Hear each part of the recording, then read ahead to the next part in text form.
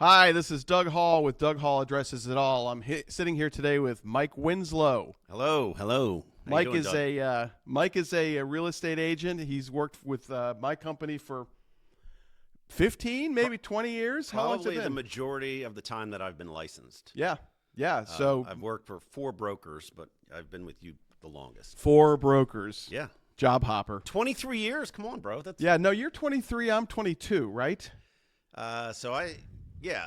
I think I was activated in June of 2002. Yeah. You were 22 because Okay. I was January 2002. of 23. You mean 03, bro? 03. Yeah. God, we're old. Yeah. Wow, this is crazy. Well, yeah, so 2003, January 2003, I got my real estate license because I wanted some beer money.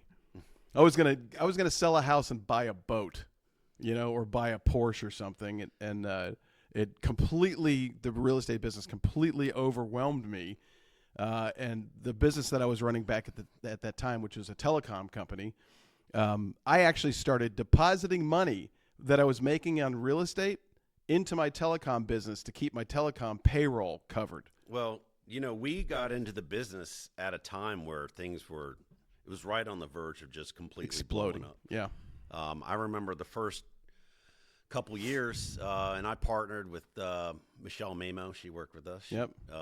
Where is she? She's in Tennessee I think now? she's in Kentucky. Kentucky. Yeah. But we were just so, I was this young real estate agent, Yeah. very green, and we were just, we ran this little ad in the local fish wrap, and we were just crushing it. Oh, I remember. And those ads would produce. You used to be able to spend $500 on a half a page ad in the Loudoun Times Loudoun Easterner. Loudoun Easterner. Yeah. And the phone would start ringing on Thursday and stop ringing on Sunday, and you would go out and list houses. And my first year in the business, I sold 44 houses. I think I did $22 million. And I was 35 years old. And that was the most money I'd ever seen. Yeah, I was 29 going on 30, and I was with you. Our good friend Danny Sampson, he kind of... I love Danny. Yeah.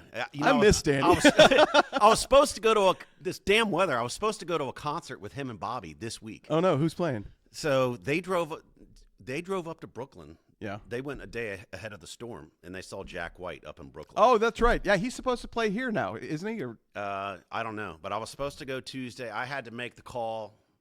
Said, dude, I can't deal with What this. a wimp. They actually went Come up on, 2 days man. early. But yeah, no, I love Danny. But Danny, he's lifelong friends with my father. Yeah. They're golfing buddies. I miss the whole Sampson Yeah, crew. and those were the days. Those were the salad days of real estate where Yeah. we were making money. And Metro we were with Tech Drive, baby. Yeah, up and coming. I was the 12th agent hired at Sampson Realty at the time. You Yeah. were like number 5. I was in the top 6, first 5 or 6 people. It Yeah. was Bernie Kagan, rest in peace, Bernie Kagan. Aileen Murray. Aileen, yep. There's a couple of people that lived on my street. That's how Yeah. I got into it. Angela Isaacman. Angela John was there. Baird. John Baird, yep. Yeah. So, You, no, good old then days. me, yeah. Well, so anyway, we've got off topic here, but we actually want to talk about kind of the state of the market and get some advice to people that might be looking at selling their house in the spring market. Talk from experience. I'd say we have almost 50 years of collective experience in the real estate business, specifically Loudoun County. And Fairfax County too. Yeah. But we are both top producers. You are the I'm the number 1 guy, and you're the number 2 guy at Premier Realty Group. And actually, I think maybe last year you might have edged me out. Yeah, I might have. Whatever, man. It's all a competition for me. It's all a competition. But yeah, good old days. So let's talk about the state of the market right now. Yeah, we were just kind of talking about it before we went to broadcast here. No, the market relative to Loudoun, where I'm pretty specific to. In fact, Where do you live? I live in Leesburg. And I'm in Chantilly here in South Riding. Yeah, but in terms of just, we're both at a point in our careers where, if I get anything, for example, there's an agent down in Arlington that I use occasionally, and she's really good, and she's helped me out in a couple deals down in Arlington and Alexandria. Yeah. And, I don't try to get too far outside of Loudoun County. I'll go into northern Prince William. I'll go into western Fairfax. I do. I'm a Yeah. hooker. I will if I've actually I closed it. That's right. I closed a deal last spring down in almost Charlottesville, right? past Charlottesville. Oh yeah, dude, that was Past. you showed me that listing. 2.5 hour drive to No, it show was- this house. Gorgeous house. No, I mean I'll go anywhere. Yeah. I don't care. What am I? Otherwise, what am I doing? Yeah, no, that's fine. I don't like to get too far outside of Loudoun just to, I mean, I got a good relationship with this agent that I'm talking about, and she's helped me a few times. Yeah. But in terms of the market right now, I mean, the numbers don't lie. We actually just got the stats for January of 2025 through our MLS service, Bright. Yeah, the weekly report is very helpful. Yeah. I actually sent this report 2 weeks ago to a client. I've got a guy that's putting a house on the market in South Riding coming in the first weeks of March. And we were tracking the market, trying to figure out, when to put the house on the market, at what price, and is what we thought when we talked in December and we got the listing signed, is what we thought was going to happen in the spring market then actually happening, or do we have to adjust our mode? Yeah. And so far, I don't think we have to adjust anything. It's still a spring market. Yeah. We've just come out of January, and January actually. Let's read the data because this is from week ending February 6th. Okay. Okay. So, and I think they're just giving us weekly reports at this point. But it looks like the number of showings on listings year over year. So this would be the week ending February 6th of last year, 2024, compared to this year. The number of showings is down 14.6%. Yeah. Fewer showings. Well, that and the number that stood out to me, specific to Loudoun, is year to year, January 24 to the January we just came out of, the pending sales are down. They're down almost 10%. Yeah, wait, let's look at that. They're down like 9.4, 9.5% from last January. So I think what you're seeing is a combination of two things, really. The rates they're in the upper sixes, basically. 7. Yeah, they've been basically waving between 6.5 and 7 Yeah. for really a good part of a year. This is not like, hey, we just woke up yesterday and this happened. It's been a year. This has been going on for probably a year. I'm not an economist, and there's people that are 10 pay grades brain-wise ahead of me in terms of determining if they're going to go up or down or what have you, but this is what they are, folks. Yeah. I mean, they've been this way for a year, but I do still think there's some resistance to that. The other thing, this is my opinion, but I've chatted with Doug and some of my other colleagues at different brokerages, is I do think, where we're sitting right now, we're in the hub of basically government work. Oh, we are. And most of our clientele is probably one way or another tied to the government. And I do think there's a little bit of not indecision, but people are just kind of reining it in until We're worried about the government cutbacks. Well, yeah, and which is going on right now. Oh, I mean, it is. two of my good buddies are directly tied to what you're seeing in the news right now. They're worried about their jobs. I have a client I'm meeting on Saturday morning who is a high-level government person at HUD who is scared. Yeah. And is looking at, she wanted to relocate out of the market, but now she's being forced to come back to work full time. She's been remote. Yeah. And so she's having to look at instead finding a house that she can live in long term here, because I think the plan was to live here for as long as it took to relocate to Florida, but still stay in the same job and work remote from Florida and live in a nice Florida house, like your house. Yeah. Mike's got a house in Florida. That the snowbirds are enjoying right now while I'm freezing my God, I would ass off. so kick them out. I would kick them out and get down there. But I mean, these folks are looking at they were looking at relocating and working remotely, and now they're saying, okay, well, let's sell this townhouse and just live around here, but in a more comfortable house. Yeah. And so I'm doing the math for them, and boy, is it expensive. Yeah. And she has to commute to downtown DC. So she's looking at property inside the Beltway, single family, and it's about $1 million the baseline. Yeah. And the mortgage payment, even with 20% down, is $5,000 a month, $6,000 a month, in that range. It's big bucks. Yeah. No, it's the cost of living. I actually just had this conversation 2 days ago. This is a rental client. I say I don't get out in Loudoun County. She's actually in Reston. That is Western Fairfax. That's almost Loudoun County. Yeah, pretty much. But we did a search yesterday just on rentals in the 20190. There's 2 rentals total. Yeah. You don't put any criteria, no bedrooms, bath, 2 rentals under $3,000 a month. Who can pay that? One's like $26.90. The other one's like $29.50. And her and I were talking about just cost of living. I remember when we bought this house, the mortgage payment was going to be like under $4,000, and I was scared to death. Yeah. About this mortgage payment. And now it's like, that's a rental payment. You know, that's what our kids have to expect to pay for a house. Yeah. And just for a rental. So it's a little nuts. But so interesting in these data points that are sent out to us. Canceled listings. Okay? Folks that had their houses on the market, let's say November, December, January. Mm-hmm. And it didn't sell, and they canceled the listing and took it off the market. 396 canceled listings in the MLS, and that is up 21.8%.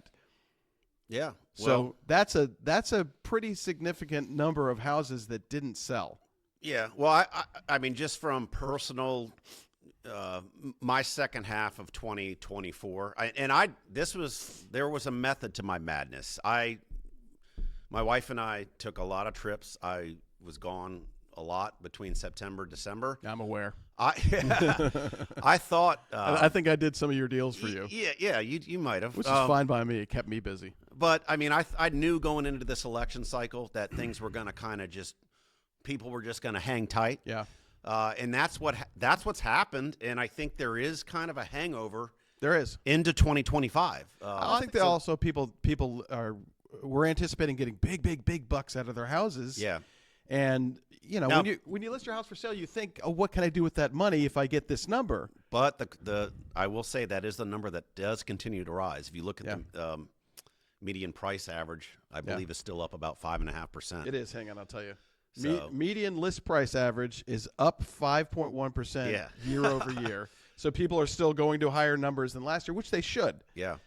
And then the number of active listings right now. Okay, so it's up 15% over last year. So we have more listings, fewer showings, and more properties that are not selling and just going off the market. Yeah. So I think what we may be seeing is a little bit of a cool down. We could be. I like I said, people are like, oh, I mean, I've had this conversation, and people are like, oh, Mike, you're talking January. Well, yeah, Doug, you know this. The spring market in Loudoun County. It's January. Doesn't start Easter Sunday morning. No. I mean, it's you can go back 10, 15 years. I mean, and it does creep up more and more each year.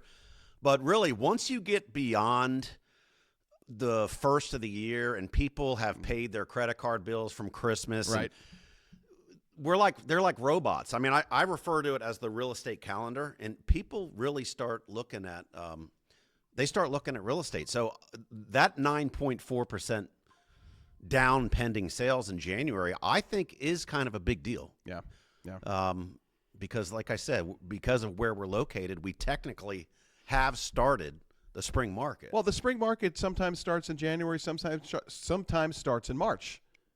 Yeah. And I actually, I have listings that go out to clients that buyer clients have listings that automatically send out, and I get copied on them. Yeah. And it's been pretty dry for those emails all the way through January. But in the last week, I mean, my email is flooded with properties coming on the market. My clients have, the properties that my clients might want to go see. Right. And it's been slim pickings up until now, but now here we go. So maybe the spring market this year has started in February, not January. Well, let's hope. And because these slowdown numbers, this is the past. But moving forward, I don't think it's going to slow down. And I mean, I've got people that have been waiting for February, March, April to do business. And so I think it's probably going to and maybe it's the weather spool too. back up. Yeah, the weather's not helping. The weather's that I just heard this morning. It's been the worst winter since like 2017. I'm so sick of this. Yeah. I mean, I don't want snow. I'm just over it. Okay, so anyway, so what do you think? Are we going to have a boom spring? Or are we going to have a flat spring? Or are we going to have a bust spring? I mean, I don't like to be fence guy, but I do think it's a little bit of a wait and see. I do think, like I referenced earlier, I think the higher rates, as soon as people realize, okay, this is what it is, they have to accept this for what it is, I think we'll be okay. But I do think we need to kind of get out of this, getting past the first of the year, this government stuff that's going on in terms of, could there be some cutbacks? I think that is going to play a factor. I think there's going to be lots of people that are out of work in the next 3 or 4 months. Yeah, could be. And there's so many transient people that or transplants that are here working. I mean, are they going to go back to where they right? Where, and does that free up inventory? Are we going to see a glut of houses come on the market for people that lost their jobs from these government cutbacks? Yeah, and all of a sudden we've got inventory. Yep, and I think that will stress the importance of getting your listings ready and properly, doing what you do relative to, doing your homework. Like you said, you keep people on an email and keeping them, you talk about projecting how things are going to be. I still think it's important to follow the steps to getting the house ready for sale, regardless of what kind of market it is. Well, so let's talk about that. So you've got let's say you've got somebody that's called you and said, hey, I want to sell my house in February or March. How do you prep them for sale? So what do you tell them? I tried as far as Doug and I both, we work buyers and we work sellers. So we're listing agents and we're selling agents. But as a listing agent, I try to sell myself as kind of a one-stop shop. The majority of sellers that I work with, and probably you work with, and most people work with, they're going to need some kind of work done. Yeah. It's Loudoun County. All these houses were built 20 years ago. They've got 20-year-old refrigerators and 20-year-old washer dryers and the paint. Look at the paint in this. I mean, I've got so much settlement cracking. We're actually going to have this house painted next month. I got a guy. No, but so I got relationships with a bunch of contractors, two specifically. My general contractor, my painter and drywall guy, a guy named Oscar Bruno, I've been working with for probably 15 years. We have the same birth date. And then my flooring people, which is Loudoun Valley Floors, okay? I went to high school with one of the owners. And the way that when I work with sellers, I basically will walk in, whether it's the first meeting or whether it's the actual listing appointment, and I'll walk through the house, all 3 levels, and I will give them recommendations on this is what you need to do, and I can help broker these contractors to come through the house because the majority of sellers, they don't know who to call. No, who should I call? Nor do they want to do that. You've already got somebody in your back pocket that's going to give your client a good deal. Yeah, I mean, if I can basically under one umbrella say, Mr. and Mrs. Homeowner, okay, this is what we need to do. Let me get my painter in here. Let me get my flooring guy in here. I got an electrician or a plumber, what have you. That's how I present it. So you want to see a house that's updated and clean and ready for market. 100%. Me too. And I will tell you this, that there's you get asked the questions, well, what's this going to do? What's this going to make me get? Do I get my money back? Yeah. Am I going to get my money back? Will I get my money back? Most of the time. You will most of the time. Yeah. But whether it's a good, bad, or indifferent market, you want to put your best foot forward. Right. So, don't just lollygag it to the MLS looking like, Well, and I have that happen often where, I've got a house that either needs a lot of work or even houses that just need a little bit of upkeep. Yeah. And I find myself often saying, well, maybe we just try it without doing anything. Yeah. Then let's just put it on the market. Obviously, depending on what the state of the market. And if it's a crazy wild market, bidding wars everywhere, you don't have to do as much work to the house because people will still go crazy and bid it up. Than in a market that's cooled off a little bit. It also depends on the sellers. There's 2 variables that neither Doug or I can control, which would be the seller's time and their money. Right. Do they have the money to put into the house? Right. I had one in November, a really beautiful house in Stone Ridge, and the seller in that house put, maybe $100,000 into it to get it on the market, and it needed it. I mean, and even after they did the work, the house was in pretty rough condition. Even after they did the work, we still were beholden to condition issues when we went to sell it. Yeah. But they brought it up to at least a standard where they were able to get most of their invested money back. And when I'm out showing houses, when I'm representing buyers, I like to see a vacant house that's got fresh carpet, fresh paint, fresh appliances. And then what are the three questions? What are the three questions that a buyer's agent always asks you if you're a listing agent? What are the three questions? Is it fully available? That, yeah, but that's not one of them. Is it fully available? Yeah. When are you accepting offers? Yeah.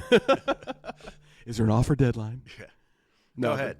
The three questions: age of roof, Yeah. age of air conditioner, age of water heater. Yeah.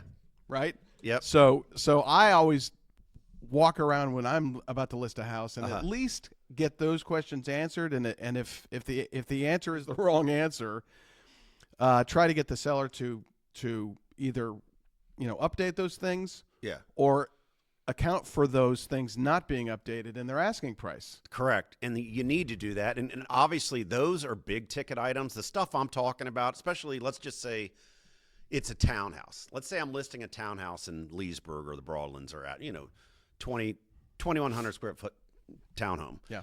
I mean, I know dealing with Oscar and dealing with the guys at Loudoun Valley Floors, like I can pretty much knock that place out for less than 15 grand. Yeah.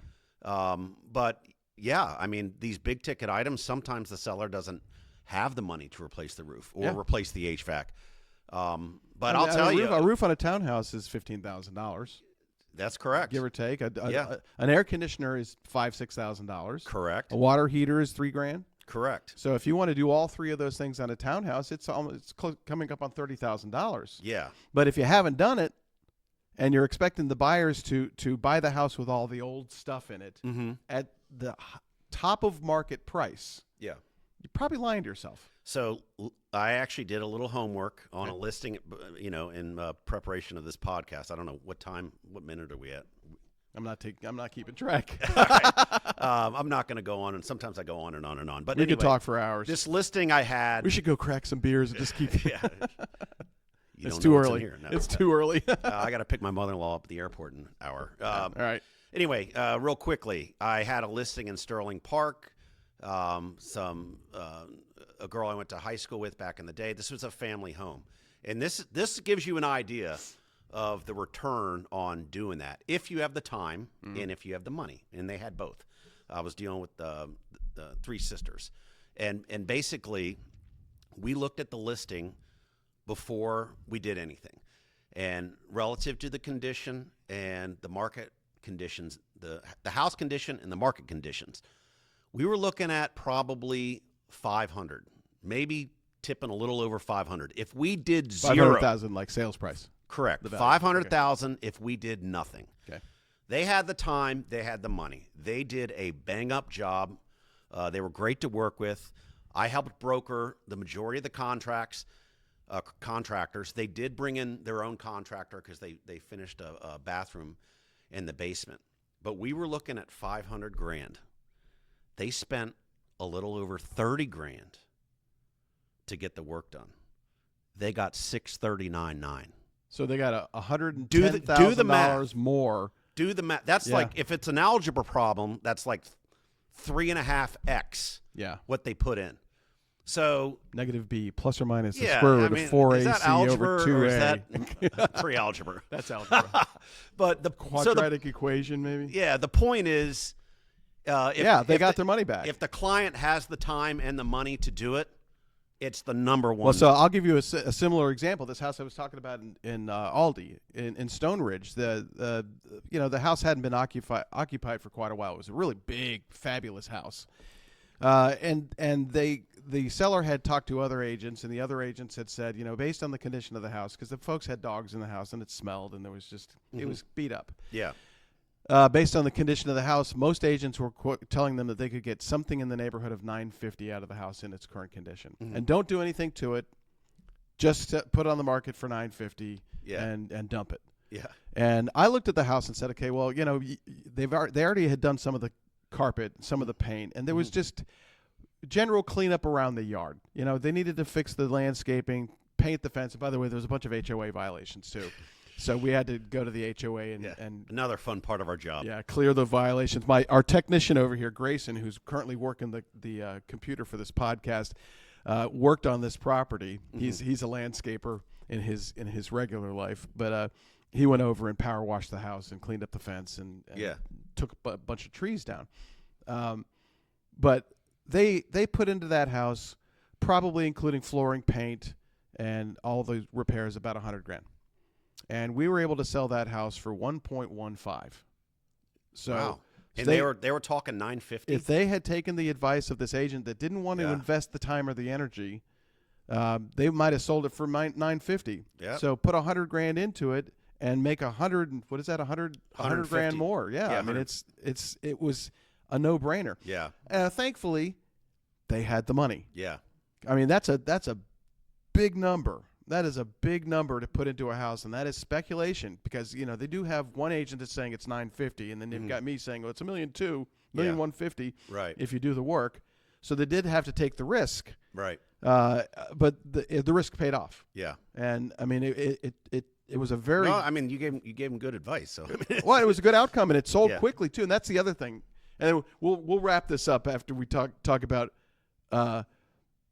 It's not just about how much money you're selling the house for. Mm-hmm. It's about how quickly the house sells and how many people are willing to make an offer on it. Because those two things act in concert with how much you're going to get out of the house. So if the house looks great and everybody sees it, loves it, makes an offer, odds are you're going to get a higher offer or a series of higher offers. Yeah. Then if the house doesn't look great, needs work, and people have to think to themselves, well, if I buy this, I've got to spend $20,000 on these items, so I'm going to pass on this house, right? So the goal is to have a competition. I want as many people bidding on my listing as possible because when we have multiple offers, the first thing they do is they drop their contingencies. They won't do a home inspection, and they'll drop their appraisal, they'll drop their finance contingency, and it turns into a very clean, locked-in deal. Yeah.